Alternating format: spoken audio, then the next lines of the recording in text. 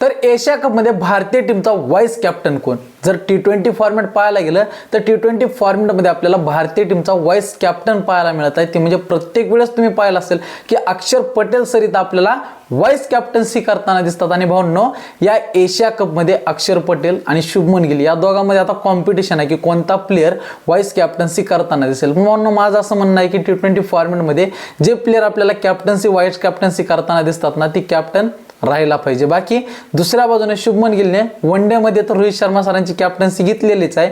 बाकी जर पाहायला गेलं तर T20 फॉर्मॅटमध्ये अक्षर पटेल सर ज्या पद्धतीने कॅप्टन्सी करतात ना, मला तर वाटतं की अक्षर पटेल सर कॅप्टन्सी जी वाईस कॅप्टन आहेत ना, ते कॅप्टन राहायला पाहिजे। बाकी शुभमन गिल पण काही खराब कॅप्टन्सी करत नाहीत, पण यावेळेस आपल्याला शुभमन गिल किंवा अक्षर पटेल या दोन्हीपैकी एक प्लेयर इथं आपल्याला एशिया कप मध्ये भारतीय टीमची वाईस कॅप्टन्सी करताना दिसेल। बाकी तुम्हाला काय वाटतं, कोणता प्लेयर वाईस कॅप्टन्सी करताना दिसेल?